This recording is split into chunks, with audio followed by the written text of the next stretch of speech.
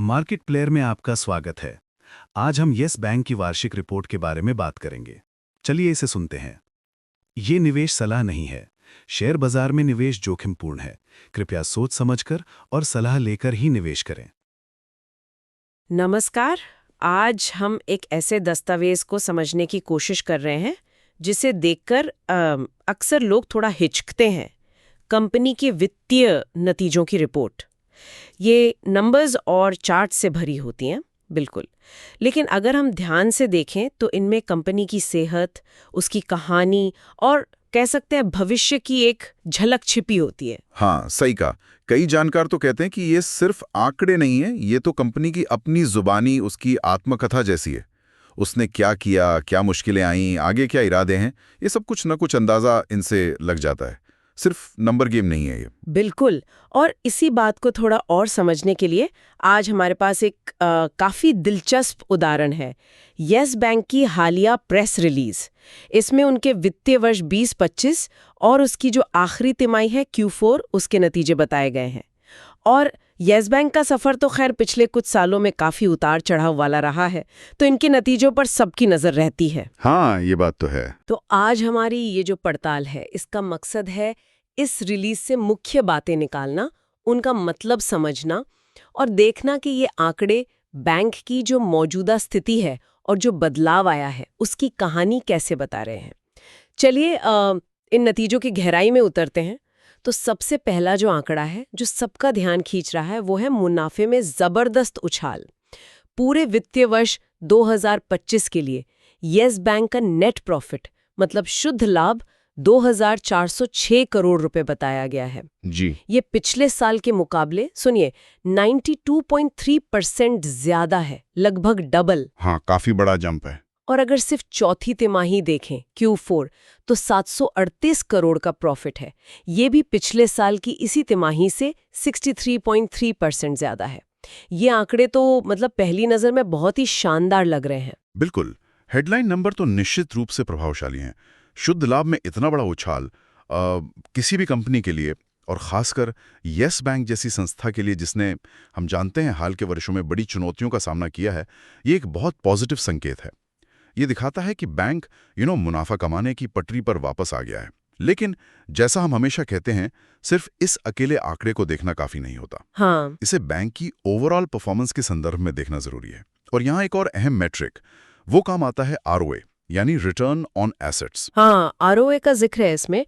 वित्त वर्ष 2025 के लिए ये 0.6% रहा, जबकि पिछले साल ये सिर्फ 0.3% था, मतलब डबल हो गया ये भी। जी। और चौथी तिमाही में भी ये 0.5% से बढ़कर 0.7% हो गया।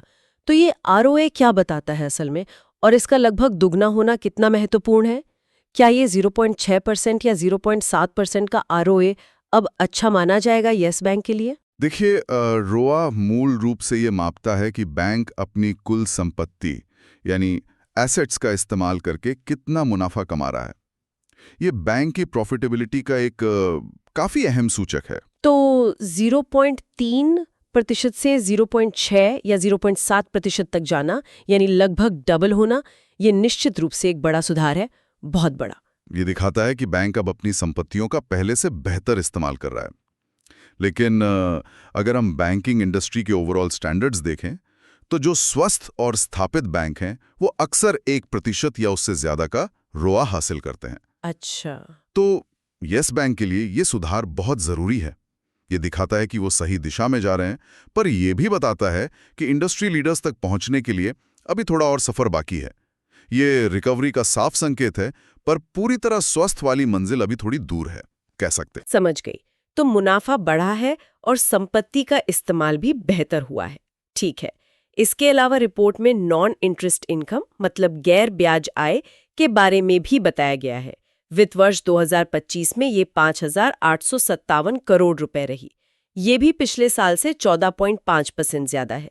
किसी बैंक के लिए, खासकर जो अपनी स्थिति सुधार रहा हो, उसके लिए इस तरह की आय का बढ़ना क्यों जरूरी होता है? ये बहुत महत्वपूर्ण है। हाँ, नॉन इंटरेस्ट इनकम वो कमाई होती है जो बैंक को लोन पर ब्याज देने के अलावा दूसरे स्रोतों से मिलती है। जैसे आपने कहा, processing fees, credit card fees, locker charges, commission या फिर ट्रेजरी ऑपरेशन से होने वाली कमाई, ये सब इसमें आता है। इसका बढ़ना दो बातें दिखाता है। एक तो ये कि बैंक की आय के स्रोत वो डाइवर्सिफाई हो रहे हैं, विविध हो रहे हैं। वो सिर्फ ब्याज से होने वाली कमाई पर ही निर्भर नहीं है। हाँ, जो कि अस्थिर ब्याज दरों के माहौल में एक रिस्क हो सकता है। बिल्कुल। और दूसरा, ये अक्सर बैंक की बढ़ती गतिविधियों और ग्राहकों के साथ उसके गहरे होते संबंधों का भी संकेत होता है। यस बैंक के संदर्भ में ये दिखाता है कि वो अपने कोर लैंडिंग बिजनेस के अलावा दूसरी सर्विसेज से भी रेवेन्यू जनरेट करने में सफल हो रहा है। ये उसकी स्थिरता के लिए अच्छा है। आय के स्रोतों का विस्तार तो ठीक है, लेकिन क्या बैंक ये सब कुशलता से कर पा रहा है? मेरा मतलब है, कहीं ऐसा तो नहीं कि कमाई बढ़ाने के चक्कर में खर्च बहुत ज्यादा बढ़ रहा हो। यहाँ कॉस्ट टू इनकम रेशियो का जिक्र आता है। रिपोर्ट कहती है कि ये लगातार चौथी तिमाही में कम हुआ है। Q4 FY25 में ये 67.3% था, जबकि पिछले साल इसी तिमाही में ये 75.8% था। ये गिरावट क्या दर्शाती है? ये एक और बेहद सकारात्मक संकेत है। कॉस्ट टू इनकम रेशियो, जैसा कि नाम से ही जाहिर है, ये मापता है कि बैंक हर 100 रुपये कमाने के लिए कितना खर्च कर रहा है। तो 75.8% से घटकर 67.3% होना, इसका सीधा मतलब है कि बैंक का पहले से ज़्यादा एफिशिएंटली काम कर रहा है, ज़्यादा कुशलता से। वो अपनी आय बढ़ाने के साथ साथ अपने खर्चों पर भी बेहतर नियंत्रण रख पा रहा है। और ये जो लगातार चौथी तिमाही में गिरावट है, ये महत्वपूर्ण है, क्योंकि ये एक ट्रेंड दिखाती है, न कि सिर्फ एक बार का सुधार। हाँ, ये कंसिस्टेंसी जरूरी है। बिल्कुल। बेहतर एफिशिएंसी सीधे सीधे मुनाफे पर पॉजिटिव असर डालती है, और ये दिखाता है कि बैंक के जो इंटरनल ऑपरेशंस हैं वो सुधार रहे हैं। अच्छा, तो मुनाफा, आय के स्रोत और कार्यकुशलता, इन तीनों मोर्चों पर सुधार दिख रहा है। अब जरा बैंक की नींव यानी उसकी बैलेंस शीट पर नजर डालते हैं। यहाँ डिपॉजिट्स यानी जमा राशि में लगातार बढ़ोतरी दिख रही है। कुल जमा राशि साल दर साल 6.8% बढ़कर 2,84,525 करोड़ रुपए हो गई है। जी। लेकिन इससे भी ज्यादा ध्यान शायद कासा रेशियो पर दिया जा रहा है। ये 340 बेसिस पॉइंट्स यानी 3.4% बढ़कर 34.3% हो गया है। ये कासा क्या बला है और इसका बढ़ना इतना अहम क्यों माना जाता है? क्या ये 3.4% की बढ़त वाकई में बैंक के लिए बड़ा फर्क लाती है? हाँ, कासा। देखिए, कासा का मतलब है करंट अकाउंट और सेविंग्स अकाउंट डिपॉजिट्स। ये किसी भी बैंक के लिए बहुत बहुत महत्वपूर्ण होते हैं, क्योंकि ये फंड का सबसे सस्ता स्रोत माने जाते हैं। करंट अकाउंट पर तो बैंक आमतौर पर कोई ब्याज देता ही नहीं, और सेविंग्स अकाउंट पर भी बहुत कम ब्याज देता है, खासकर अगर आप फिक्स डिपॉजिट या दूसरी उधार ली गई राशि से तुलना करें। ओके। तो जब कैसा का हिस्सा कुल जमा में बढ़ता है, यानी कैसा रेशियो सुधरता है, तो बैंक की जो फंड जुटाने की औसत लागत है, कॉस्ट ऑफ फंड्स, वो कम हो जाती है। और 340 बेसिस पॉइंट्स की बढ़त, हाँ, ये काफी अच्छी मानी जाती है। ये बैंक की फंडिंग प्रोफाइल को मजबूत करती है। इसकी वजह से बैंक का नेट इंटरेस्ट मार्जिन, निम, सुधर सकता है या कम से कम स्थिर रह सकता है, भले ही बाजार में ब्याज दरें बढ़ रही हों। और निम का जिक्र भी है रिपोर्ट में। बताया गया है कि वित्त वर्ष 2025 में निम 2.4% पर स्थिर रहा और Q4 FY25 में थोड़ा बढ़कर 2.5% हो गया। तो क्या ये क्यासा में सुधार का ही असर है? निम क्या दर्शाता है? निम यानी नेट इंटरेस्ट मार्जिन, ये बैंक के कोर बिजनेस की, यानी लोन देने और डिपॉजिट लेने के बिजनेस की मुनाफा कमाने की क्षमता का आईना है। ये बताता है कि बैंक अपने लोन पर कमाए गए ब्याज और अपनी जमा राशि पर दिए गए ब्याज के बीच कितना अंतर, कितना स्प्रेड रख पा रहा है। 2.4% पर स्थिर रहना और तिमाही में थोड़ा बढ़कर 2.5% होना, खासकर इस बढ़ते ब्याज दरों के माहौल में, ये एक अच्छा संकेत है। और हाँ, कैसा रेशियो में सुधार निश्चित रूप से इसमें मदद करता है, क्योंकि ये फंड की लागत को नियंत्रण में रखता है।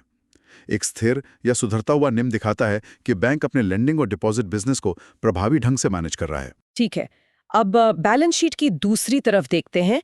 एडवांसेस यानी दिए गए कर्ज। नेट एडवांसेस साल दर साल 8.1% बढ़कर 2,46,188 करोड़ हो गए हैं। यहाँ एक दिलचस्प बात यह है कि एसएमई मतलब छोटे और मध्यम उद्यम और मिड कॉर्पोरेट सेगमेंट में काफी मजबूत ग्रोथ दिखी है, क्रमशः 23.6% और 21.8% साल दर साल। क्या ये बैंक की रणनीति में किसी बदलाव का संकेत है? पहले तो येस बैंक शायद बड़े कॉर्पोरेट लोन्स के लिए ज्यादा जाना जाता था। बिल्कुल, ये एक सोची समझी रणनीति का हिस्सा लगता है।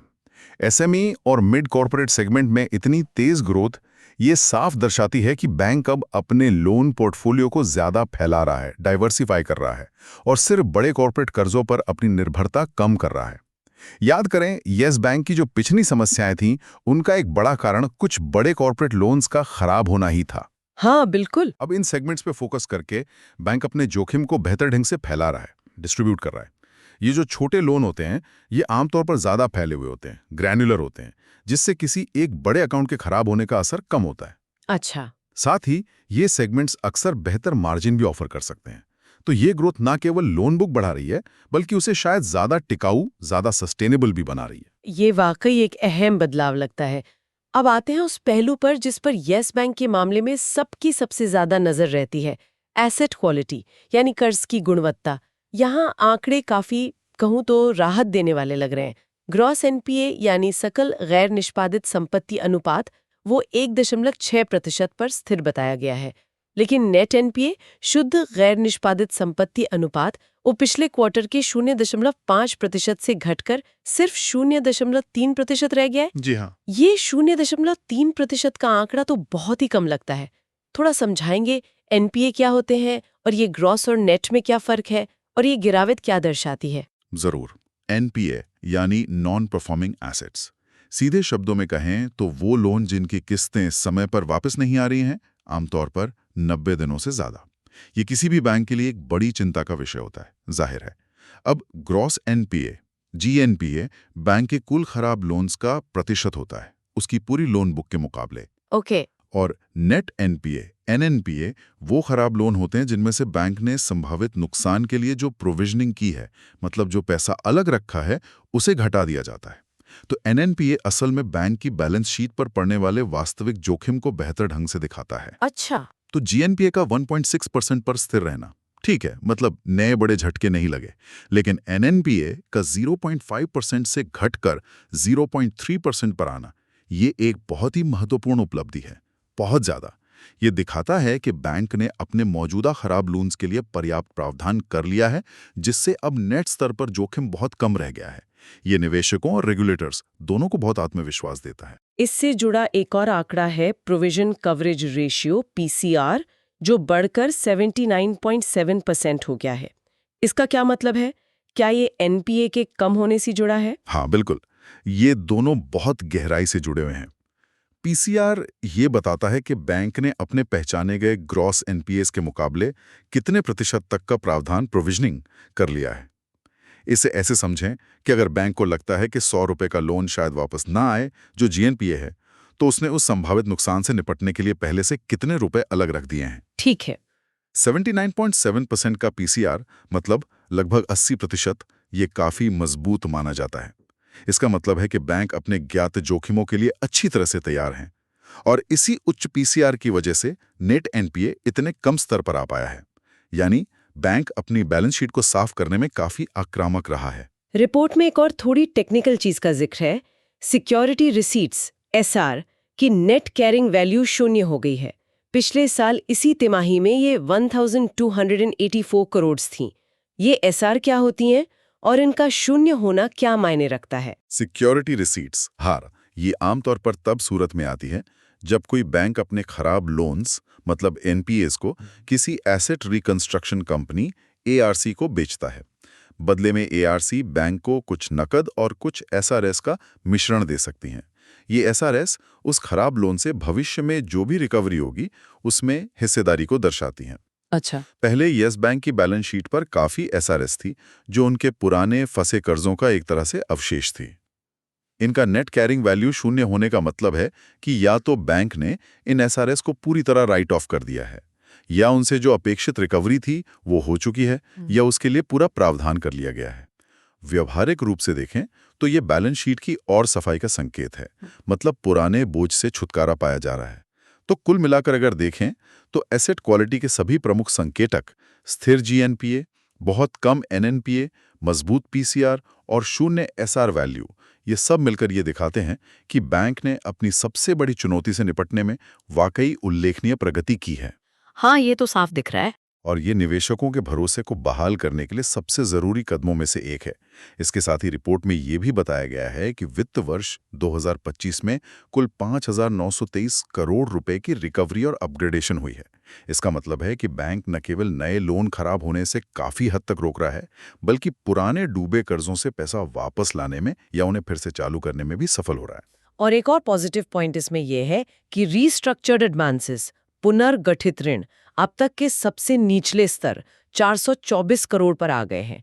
ये क्या होते हैं? रीस्ट्रक्चर्ड एडवांसेस वो लोन होते हैं जिनकी शर्तों में, जैसे भुगतान की अवधि या ब्याज दर, उधारकर्ता की वित्तीय कठिनाइयों के कारण कुछ बदलाव किया गया होता है ताकि उन्हें चुकाने में आसानी हो। इनका कम होना अच्छा माना जाता है क्योंकि ये दिखाता है कि कम उधारकर्ताओं को ऐसी राहत की जरूरत पड़ रही है। ये अर्थव्यवस्था या बैंक के उधारकर्ताओं की बेहतर सेहत का संकेत हो सकता है। ये सब बातें बैंक के एमडी और सीईओ के उस बयान से भी मेल खाती हैं जिसमें उन्होंने लगातार सुधार और रणनीतिक उद्देश्यों को पाने की बात कही थी। हाँ। और हाँ, एक और बात, बैंक ने अपने प्रायोरिटी सेक्टर लेंडिंग पीएसएल लक्ष्यों को भी 100% पूरा किया है। ये एक रेगुलेटरी जरूरत भी है और सामाजिक जिम्मेदारी भी। इन मुख्य वित्तीय आंकड़ों के अलावा रिपोर्ट में कुछ और उपलब्धियों का भी जिक्र है। जैसे सरकार ने बैंक को डायरेक्ट और इनडायरेक्ट टैक्स कलेक्शन के लिए ऑथराइज किया है, और ईएसजी मतलब पर्यावरण, सामाजिक और शासन एवं क्लाइमेट डिस्क्लोजर के लिए एस&पी ग्लोबल और सीडीपी जैसी संस्थाओं ने इसे भारतीय बैंकों में सर्वोच्च रेटिंग दी है। क्या ये बातें सिर्फ अच्छी खबरें हैं या इनका बैंक के कामकाज पर कोई ठोस असर भी पड़ता है? नहीं, ये सिर्फ फील गुड फैक्टर नहीं है, इनका वास्तविक व्यावसायिक महत्व है। देखिए, सरकार द्वारा टैक्स कलेक्शन के लिए ऑथराइज किया जाना, ये बैंक की विश्वसनीयता और उसकी डिजिटल कैपेबिलिटीज को दर्शाता है।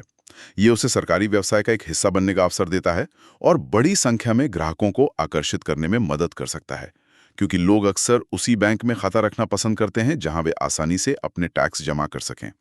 ये बैंक की फ्रेंचाइजी वैल्यू को बढ़ाता है। हाँ, ये तो है। और जहां तक ईएसजी रेटिंग्स का सवाल है, आज के समय में ये बेहद महत्वपूर्ण हो गया है। निवेशक, खास तौर पर बड़े संस्थागत निवेशक, अब निवेश करने से पहले कंपनियों के ईएसजी प्रदर्शन पर बहुत ध्यान देते हैं।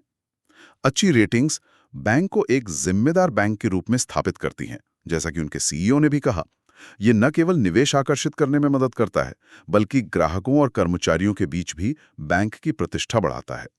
एस&पी ग्लोबल और सीडीपी जैसी प्रतिष्ठित एजेंसियों से उच्च रेटिंग प्राप्त करना बैंक के लिए निश्चित रूप से एक बड़ी उपलब्धि है और उसकी जो लॉन्ग टर्म सस्टेनेबिलिटी है, उसकी संभावनाओं को मजबूत करता है। तो यस, बैंक के इन नतीजों की इस पूरी पड़ताल से मुख्य बातें क्या निकल कर आती हैं? अगर हमें इसे कुछ वाक्यों में समेटना हो तो क्या कहेंगे?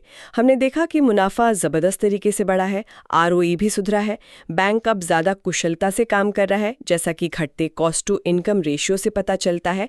उसकी जमा राशि का आधार मजबूत हुआ है, खासकर सस्ता वाला कैसा डिपॉजिट बढ़ा है, जिसने निम को स्थिर रखने में मदद की है। हाँ। और शायद सबसे अहम बात, उसकी एसेट क्वालिटी में जमीन आसमान का सुधार हुआ है। नेट एनपीए लगभग 9 के बराबर है, प्रोविजनिंग कवरेज बहुत मजबूत है, पुरानी सिक्योरिटी रिसीट्स का बोझ हट गया है, रिकवरी भी अच्छी हो रही है, लोन बुक में भी अब ज्यादा विविधता दिख रही है। ये सारे बिंदु मिलकर उसी बात को सच साबित करते हैं कि वित्तीय नतीजे सिर्फ नंबर नहीं होते, बल्कि कंपनी के बदलाव और उसकी कहानी बयान करते हैं। बिल्कुल सही कहा आपने। ये अलग अलग टुकड़े मिलकर येस बैंक की पिछले कुछ सालों के मुश्किल दौर से निकलकर एक स्थिर रास्ते पर आने की पूरी तस्वीर पेश करते हैं। और ये दिखाता है कि सिर्फ हेडलाइन प्रॉफिट नंबर या किसी एक मेट्रिक को देखने के बजाय इन सभी पहलुओं को, मतलब मुनाफा, एफिशिएंसी, फंडिंग, लेंडिंग स्ट्रैटेजी और सबसे बढ़कर जोखिम प्रबंधन यानी एसेट क्वालिटी, इन सबको एक साथ जोड़कर समझना कितना जरूरी है। ये आंकड़े बताते हैं कि बैंक ने अपनी पिछली चुनौतियों से उभरने में वाकई काफी ठोस प्रगति की है और जो मैनेजमेंट है वो अपनी घोषित रणनीति पर अमल कर रहा है। और अंत में, जैसा हम हमेशा करते हैं, सुनने वालों के लिए एक विचारणीय प्रश्न छोड़ जाते हैं। किसी कंपनी के वित्तीय नतीजों का इस तरह का विश्लेषण करने के बाद, खासकर जब नतीजे इतने सकारात्मक दिख रहे हों, एक निवेशक या विश्लेषक को आगे क्या सोचना चाहिए? क्या सिर्फ पिछले प्रदर्शन के अच्छे नंबर देखना ही काफी है, या ये सोचना ज्यादा जरूरी है कि ये जो सुधार है ये कितना टिकाऊ है? भविष्य की योजनाएं क्या हैं, आगे आने वाले जोखिम क्या हो सकते हैं, जैसे बढ़ती प्रतिस्पर्धा या बदलता आर्थिक माहौल या कोई रेगुलेटरी बदलाव, और क्या कंपनी इन भविष्य की चुनौतियों के लिए तैयार है, इस पर जरूर गौर कीजिएगा। वीडियो पसंद आए तो लाइक, सब्सक्राइब और शेयर जरूर करें और जुड़े रहिए हमारे साथ और जानकारियों के लिए।